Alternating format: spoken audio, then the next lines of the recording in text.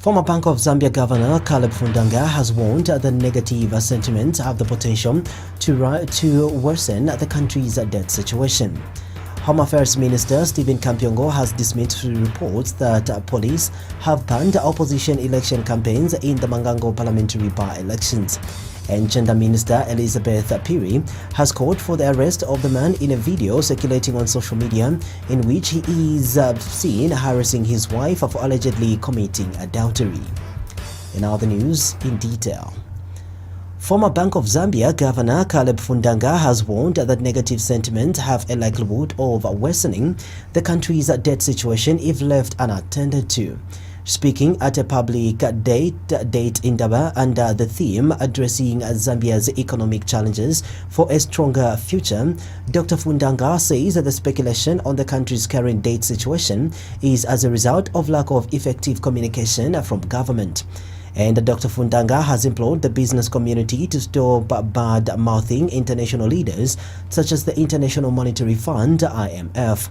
He has also stressed the need for the country to strengthen its ties with other countries offering financial assistance, including China. Favorite Kalando was part of the Indaba and brought us this report. Despite having had significant amounts of debt concealed a decade ago, the country is losing around 30% of government revenue in servicing external debt. And Finance Minister recently, Margaret Manakatwe, announced that government has so far paid about 549 million kwacha towards debt servicing. Debt service for the 3 quarters of 2018 amounted to $545 million US dollars. The stock of domestic debt, mainly government securities, as at the end of the 3rd quarter 2018 amounted to 54.6 billion from 51.9 billion at the end of the 2nd quarter 2018. A total of 647.8 billion was paid towards domestic debt service. Total guaranteed debt was at $1.2 billion as at the end of September 2018. However, the current debt levels continue to come to the attention of various economic players. In particular, there is a growing concern that 2018 could be the year that the sub-Saharan Africa sees a new debt crisis, nearly 20 years since the last one was said to have been resolved. Caleb Fundanga is the former Bank of Zambia governor and is equally concerned about the country's current debt.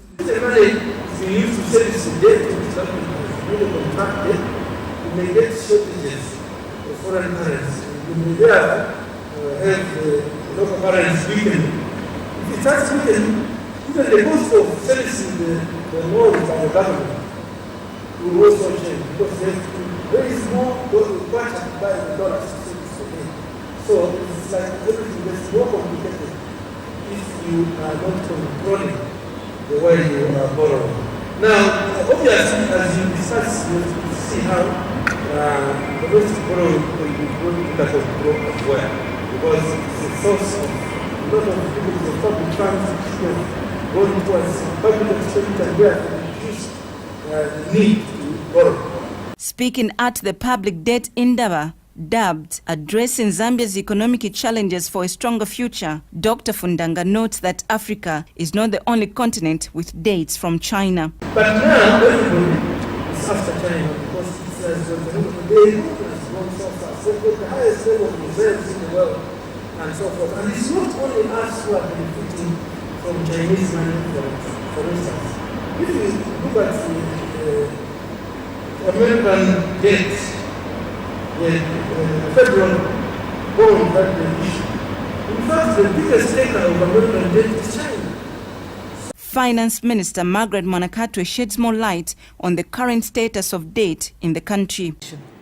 The external debt stock as at close of the 3rd quarter was US dollars 9.5 billion from US dollars 9.4 billion at the end of the 2nd quarter of 2018. The increase in the quarter was on account of payment of some new disbursements. But who is more affected? But I think really just to say that the debt situation is particularly important because of the implications it has on the day-to-day lives of consumers. People are not getting the funds and resources that they are supposed to get, and we are attributing this to to the situation in which we are, a debt situation. I hope I'm going to provide some solutions, some suggestions on how to solve these problems. But for now, I will feel that the government should move very quickly to implement the fiscal consolidation. Again, they should take the fiscal consolidation, and if there are plans to borrow further, maybe those plans should be altered. Civil Society for Poverty Reduction is hopeful that the Indaba will come up with workable solutions to the current debt situation. Always to see to it that this Indaba breeds solution rather than the usual narrative of saying these are the challenges that we have as a country. Favorite Kalando reporting for QTV News in Lusaka. Home Affairs Minister Stephen Kampyongo says reports that the Zambia Police Service has banned election campaigns by the opposition parties in Mangango constituency between 14th and 18th November are not true. Mr. Kampyongo has told Parliament that to the best of his knowledge, no ban on the campaigns has been imposed by the police. He has assured the opposition political parties are taking part in the Mangango parliamentary by-elections of a level playing field, adding that government endeavors toward an election that is free of intimidation, but upholds democratic tenets. The Home Affairs Minister has since commended the political parties taking part in the Mangango parliamentary by-elections for conducting peaceful campaigns thus far. The electorate in Mangango goes to the polls on November 20th to elect their parliamentary representative following the death of former Member of Parliament Nalua Mwene. Our response to the honourable member's question is as follows. But A, government is not aware that Zambia police have banned all opposition political parties from conducting any campaigns from the 14th to 19th November of 2018 for the forthcoming by-elections scheduled for 20th November 2018 in Mangango parliamentary constituency of Western Province. Sir, there is no such a ban, and in our view, we find the opposition as a calculated misinformation. In fact, the honourable member should have cared to bring informal evidence of the insinuation he raised in his point of order, which then stated this question. Further, he could have consulted the United Party for National Development to PND chairperson for elections, Honorable Brian Como, MP, who had just returned from Mangango constituency. On the very day, he raised a point of order. Our response. Meanwhile, State House has described as utter nonsense assertions that it has directed the Zambia police to stop opposition political parties from enjoying their freedom to assemble. Special Assistant to the President for Press and Public Relations, Amos Chanda, says such assertions are only silly allegations being made by silly opposition leaders. Mr. Chanda says that the Zambia police have no instructions from State House to stop any riotous behavior, which some opposition political parties have been seeking permission to engage in. In an interview with QTV News by telephone, Mr. Chanda, however, says in an event the police do not stop the riot, the President, as Commander-in-Chief of Armed Forces, will command them to do so. And Mr. Chanda says the State House has nothing to do with the summoning of UPND leader Hakainde Hichilema by the police in Dola over allegations of inciting the recent riots in Kitwe.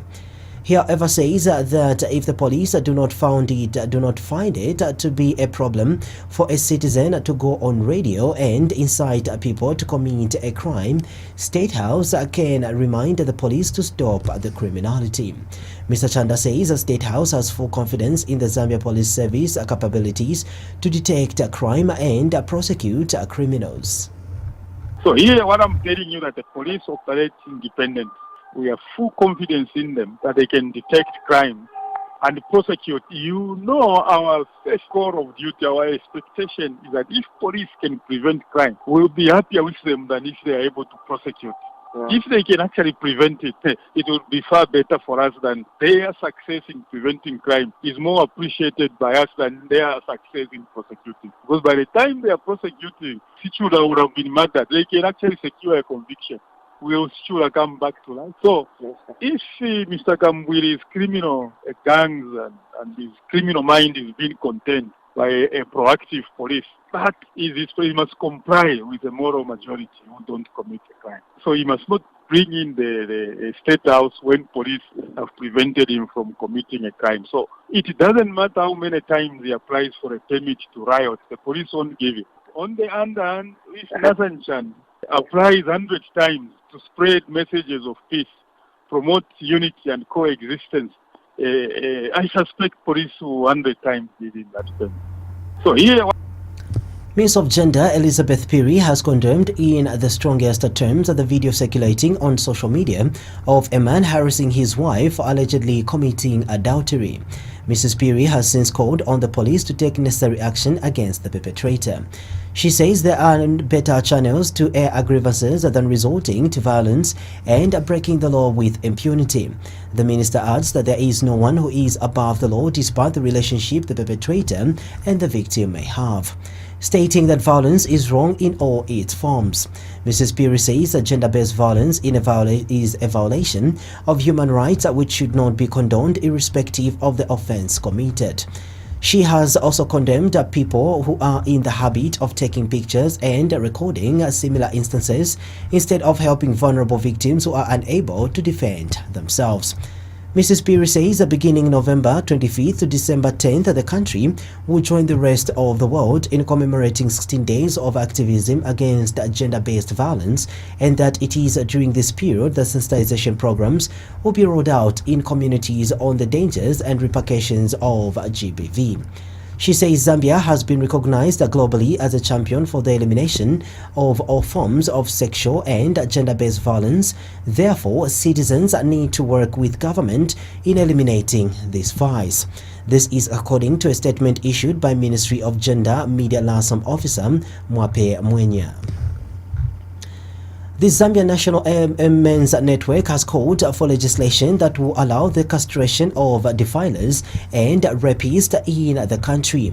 National Coordinator Nelson Banda feels it is high time perpetrators of sexual crimes are castrated as deterrent measures, considering that sexual violence inflicts pain including death on the victims and severe stress on their families.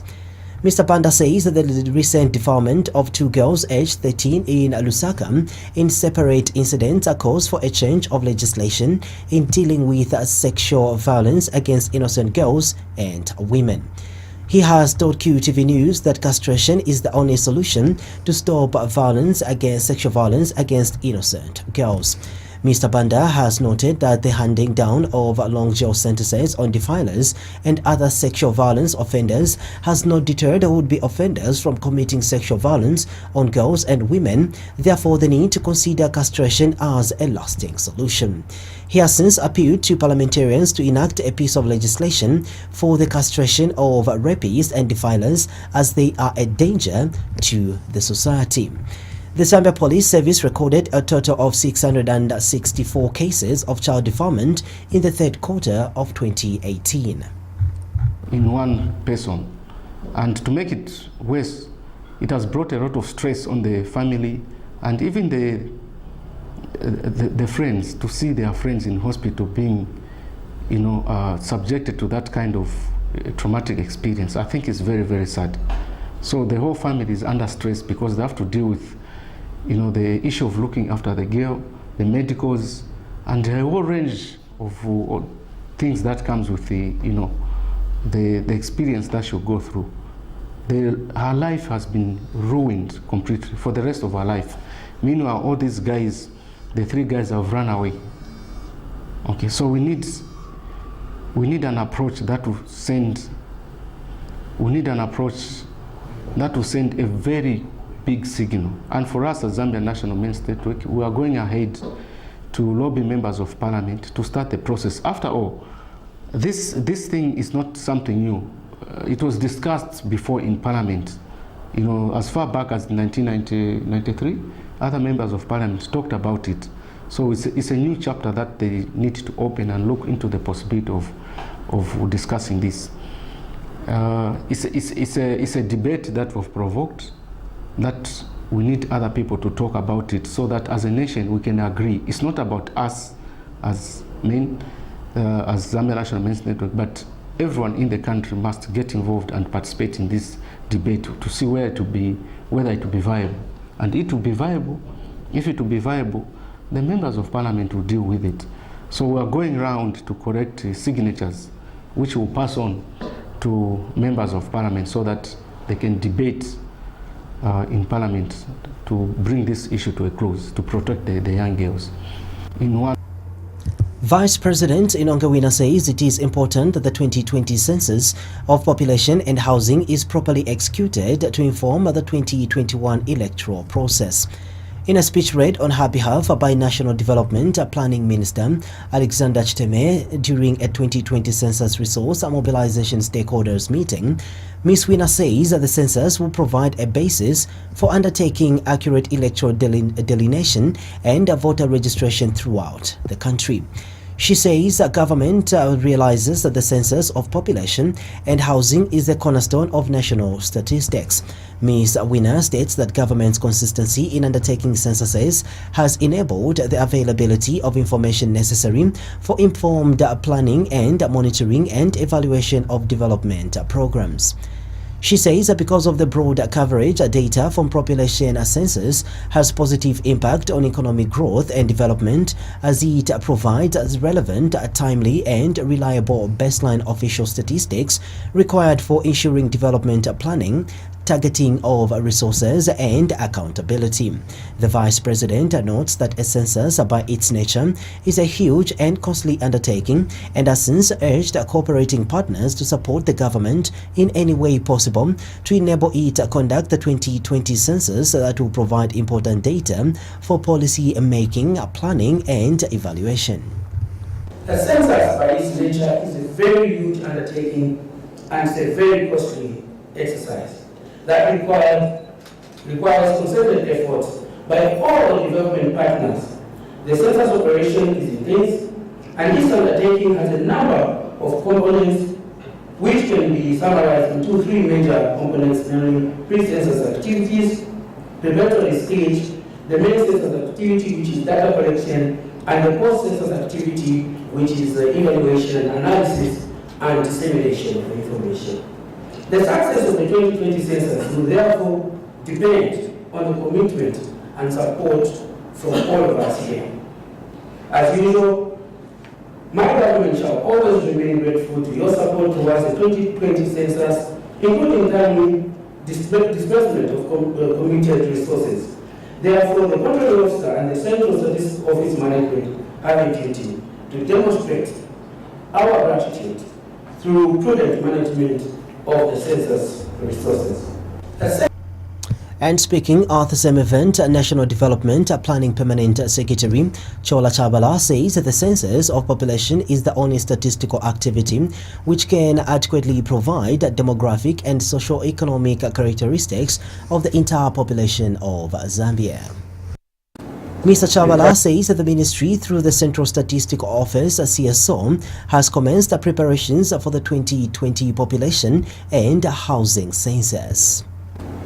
You can't, this is how the it is, you can't basically associate it with economic diversification and creation alone, neither can you associate it with reducing poverty to the exclusion of economic diversification.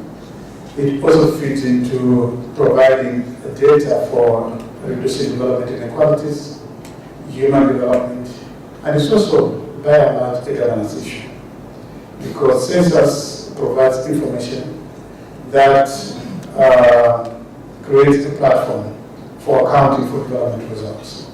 And any form of accounting for development results is a governance matter, because governance entails that we are responsible for developing, delivering results that are perhaps embedded in our development plans and various other development documents that government as promulgated for itself, and therefore government has a responsibility to be accountable to the people. And United Nations Resident Coordinator Janet Rogan says that the census is significant because the data collected will provide a wealth of information that will help to make steps towards development.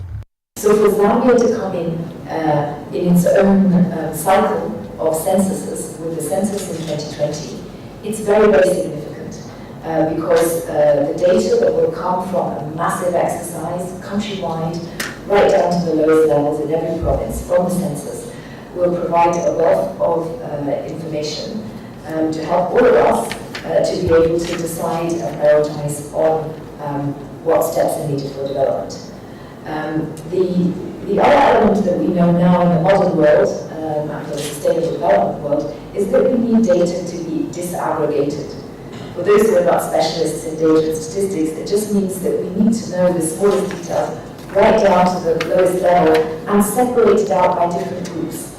So we want data to be disaggregated by gender. We want to know how many women, how many men, how many who don't identify by polar identities of gender. We want to know how many girls and boys, how many older people of a certain age, how many in employment, how many not in employment, what kind of nutrition levels they're having, what their houses are like.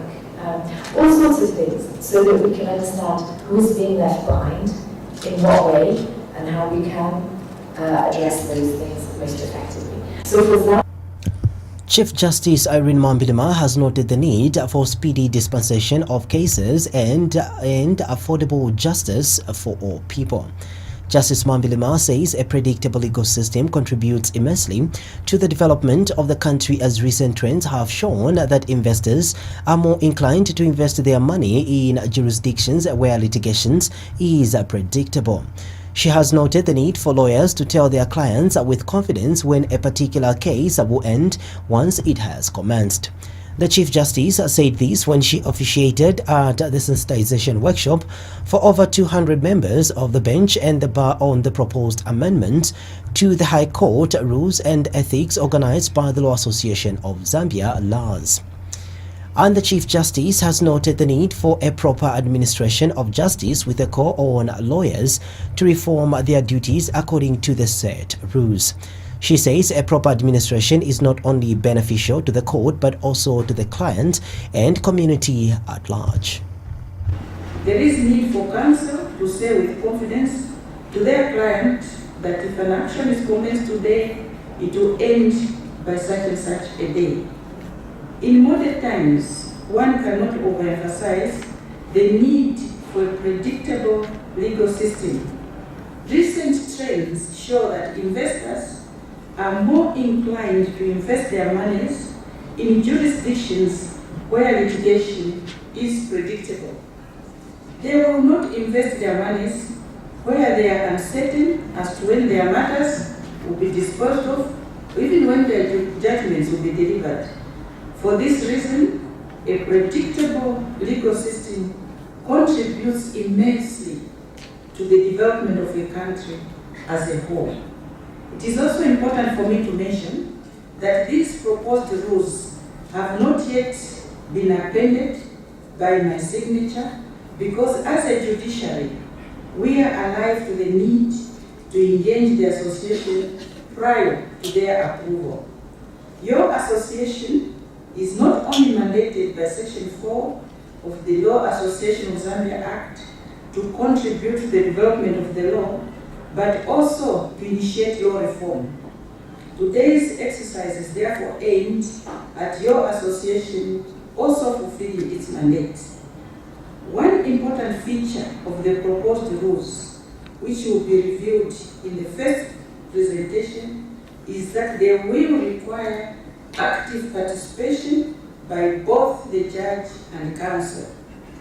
On the one hand, the judge will be the manager of the proceedings, while counsel will be actors in the proceedings. And Supreme Court Judge Justice Nigel Mutuna shared some of the proposed amendments to the High Court Rules and Ethics and Understanding Publicity Rules. Now, what is it we are proposing? We are proposing that the writ be filed with the statement of claim, as happens, but also with a bundle of documents to be relied upon by the plaintiff at the trial, including a demand letter sent to the defendant before commencement of the action. Let's move on. It's funny, isn't it? Do you know that 100% of you don't issue letters of demand, which is bad practice? Which is bad practice. And none of you seek exterior settlements. That's why we're bringing this in.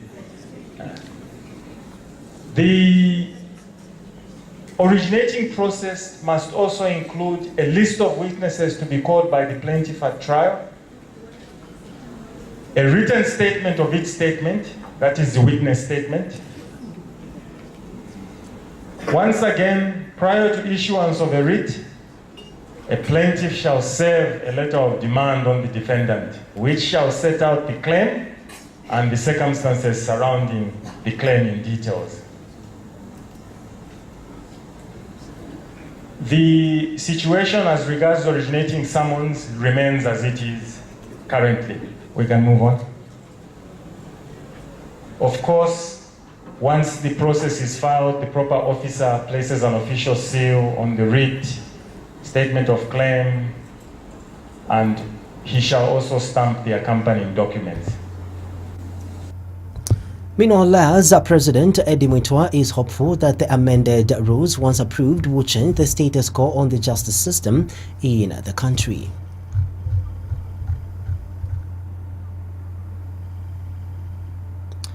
The University of Zambia Unza political science lecturer Dr. Alex Ngoma has appealed to the government to heed to demands by the civil society organizations as CSOs to release the refined draft constitution.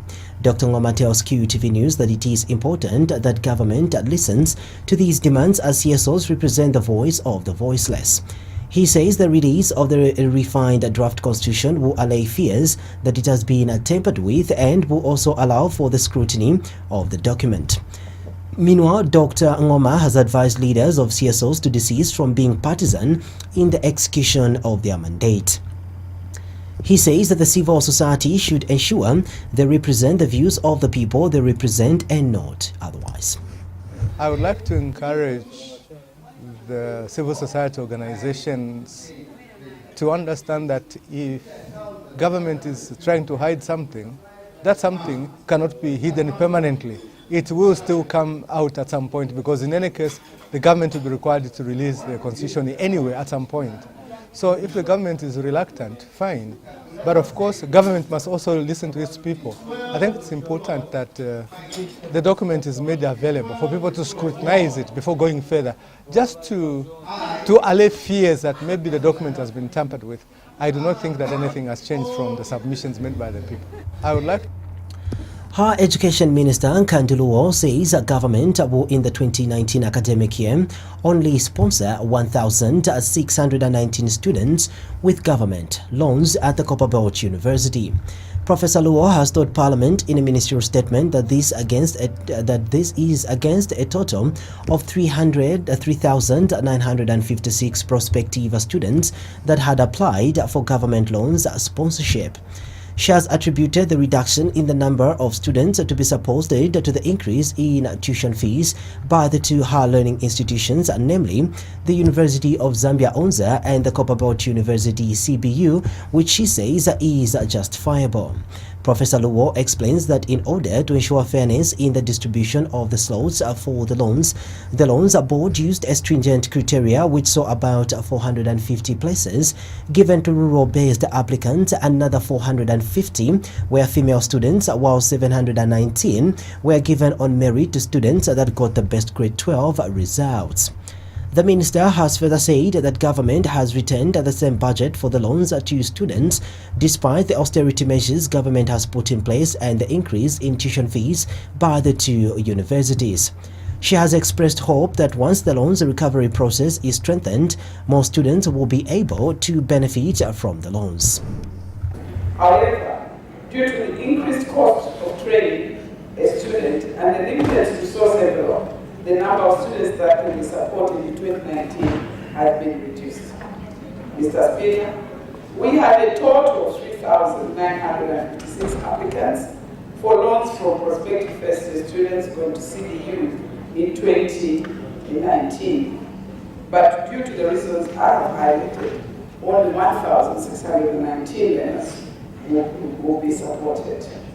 As a result of this, the Loans Board decided to introduce a more stringent merit-based criteria to augment the vulnerability status. Mr. Speaker, the selection of candidates followed the following guidelines.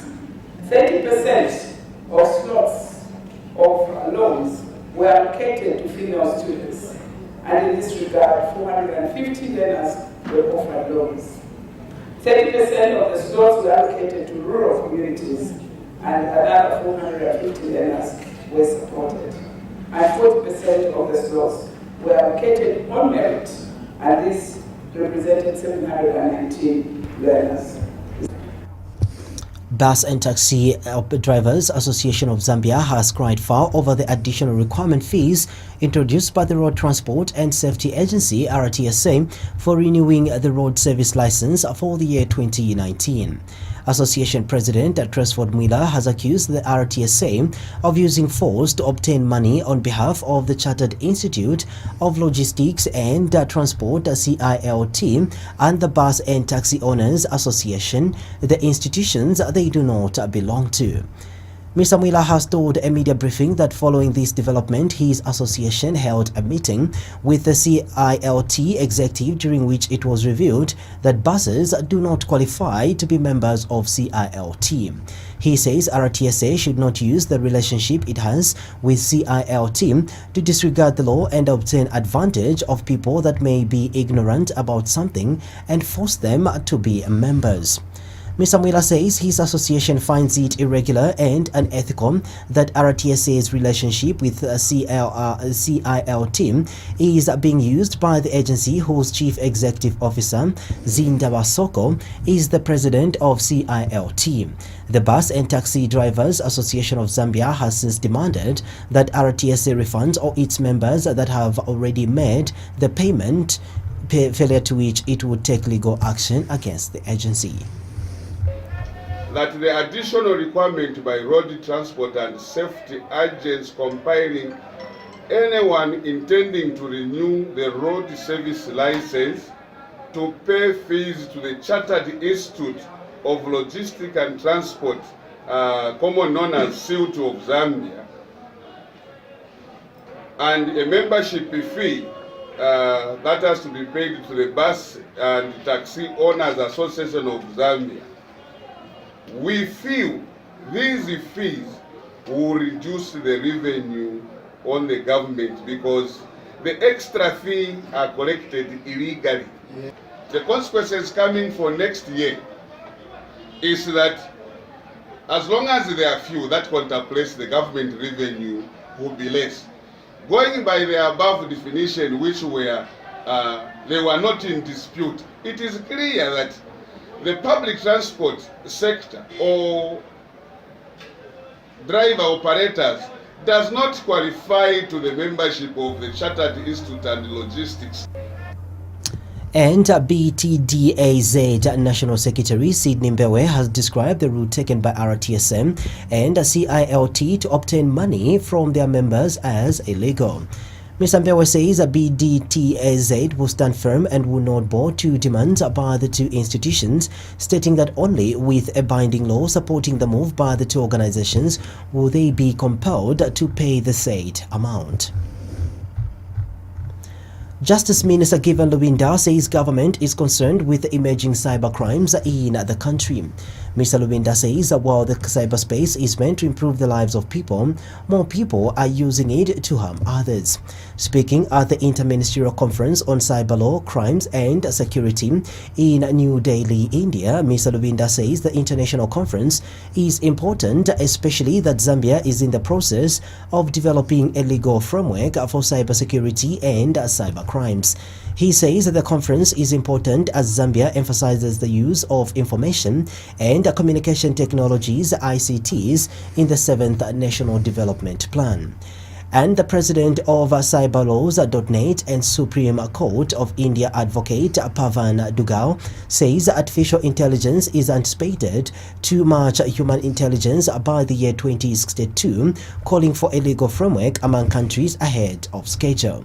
Dr. Dugal says that the conference is necessary because cybercrime is a global phenomenon which will be gobbling $6 trillion globally per year. The conference has drawn participants and senior officials from different parts of the world.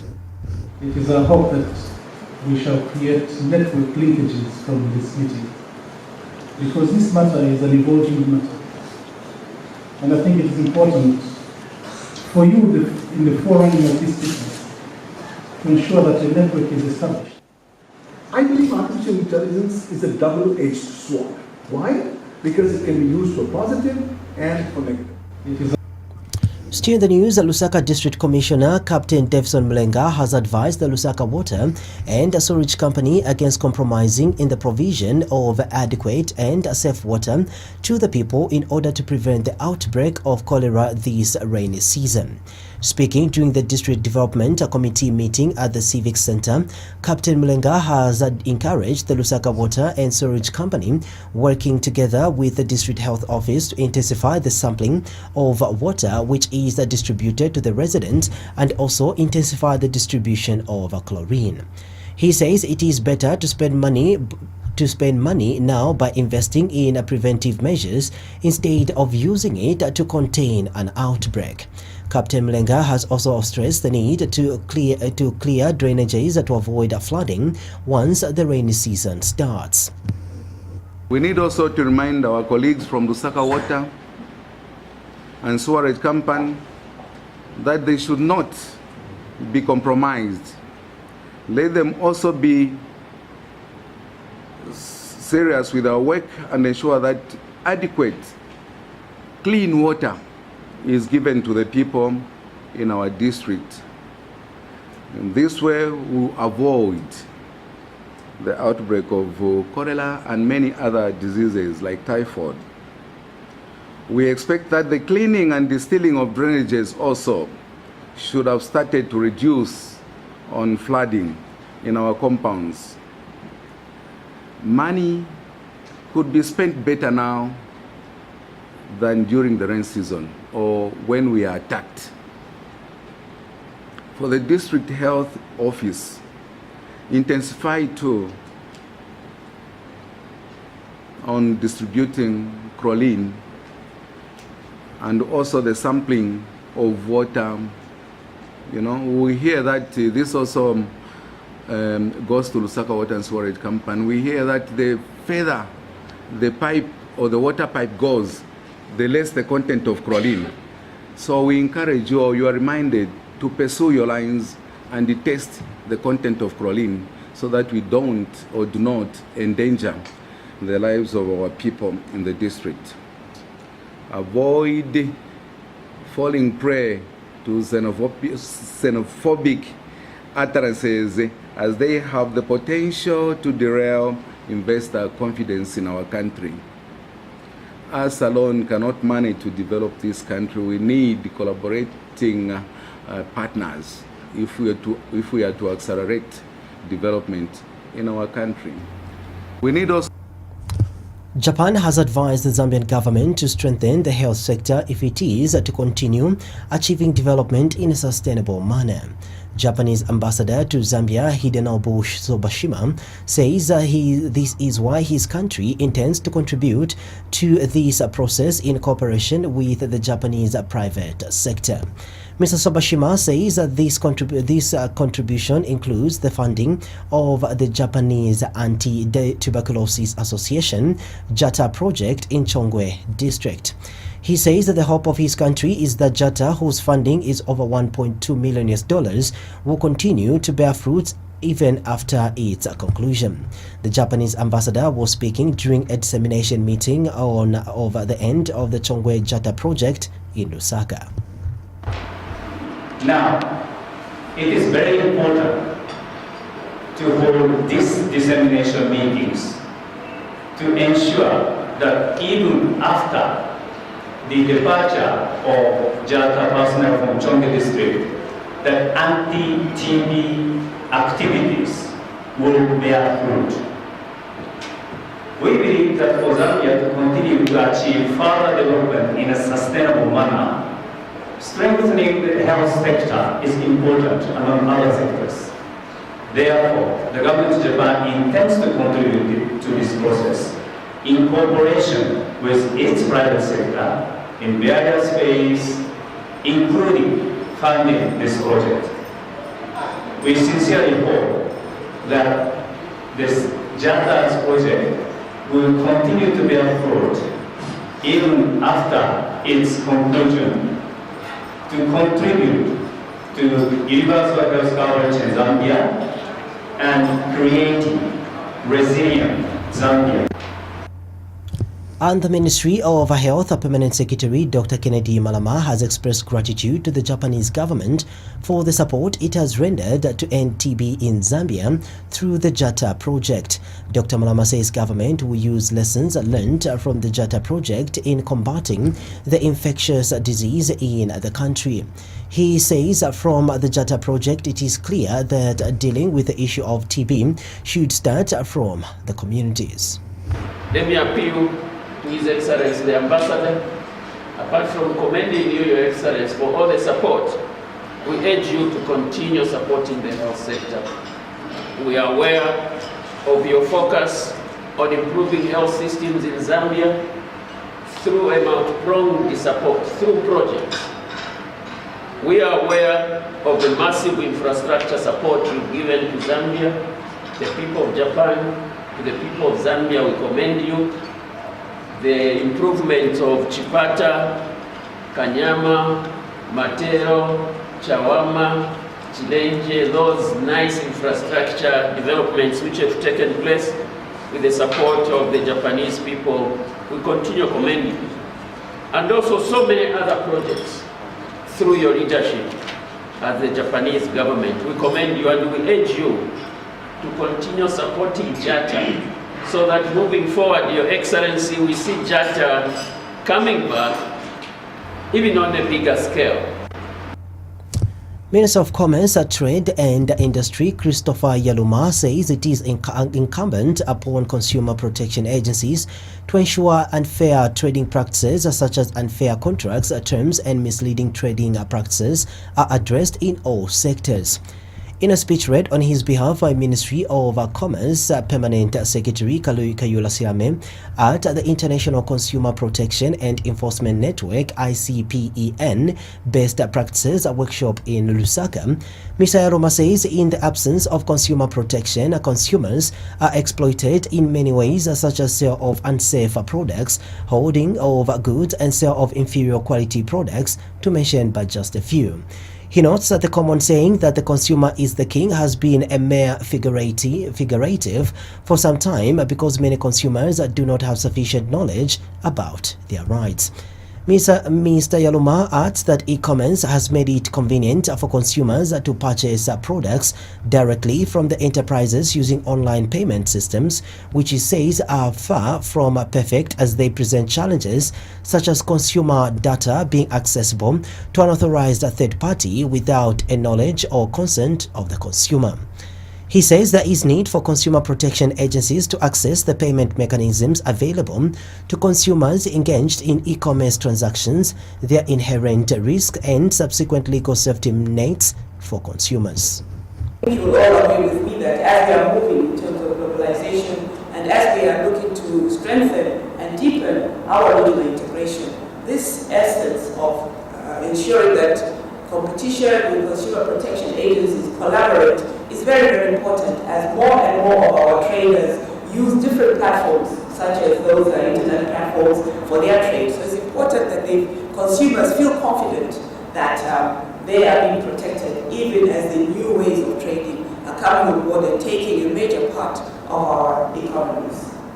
So by actualizing these objectives through global collaboration, freedom for consumers from unfair trading practices such as misleading trading practices and unfair contract terms will become a reality. Ladies and gentlemen, there's a common saying that the consumer is king. And I think all of us here who are from consumer agencies will agree with that. And that is what we try to ensure that we listen to what the consumer says, and not only listen, but we ensure that we protect the consumer at all times. However, this saying has been figurative for some time because many consumers do not have sufficient knowledge about their rights. Therefore, to make the saying true, it is incumbent upon us as a consumer protection agency to ensure that these unfair trading practices, such as unfair contact terms and misleading trading practices, are addressed in all the various sectors. Speaking at the same event, International Consumer Protection and Enforcement Network (ICPAN) President Chilufya Sampah says with the increase in technological advancement, the world has evolved from traditional physical trading of goods and services to e-commerce. Mr. Sampah, who is also Competition and Consumer Protection Commission Chief Executive Officer, says that despite the benefits that come with e-commerce, it is susceptible to adverse vices such as identity theft, cybercrime, where personal information such as credit card credentials, online banking, personal identification numbers are targeted. I want to mention that currently only seven African countries, namely Nigeria, Egypt, Malawi, Kenya, Angola, the Gambia, and Zambia, are part of the ICPAN. It is our desire that under the Zambian presidency, we shall have more African countries participate in ICPAN. We have reached out through the regional blocs such as the Common Market for East and Southern Africa, COMESA, and Southern African Development Community, SADC, so that we facilitate more African countries' participation. The Ghost of Honor, I would like to bring to your attention that we are just coming from a 2-day workshop for African consumer protection agencies, which ended yesterday. Part of the agenda of the workshop was to bring on board African countries that make them appreciate the importance of being part of ICPAN. I therefore request all African countries present to take advantage of this opportunity while the presidency is still on Africa's stall and be part of the successful global consumer network for better enforcement of consumer protection laws. Top stories in our news. Former Bank of Zambia Governor Caleb Fundanga has warned that negative sentiments have the potential to worsen the country's debt situation. Home Affairs Minister Stephen Kampyongo dismisses reports that police have banned opposition election campaigns in the Mangango parliamentary by-elections. And Gender Minister Elizabeth Piri has called for the arrest of the man in a video circulating on social media in which he is seen harassing his wife for allegedly committing adultery. Thank you so much for your time. Until then, it's bye-bye.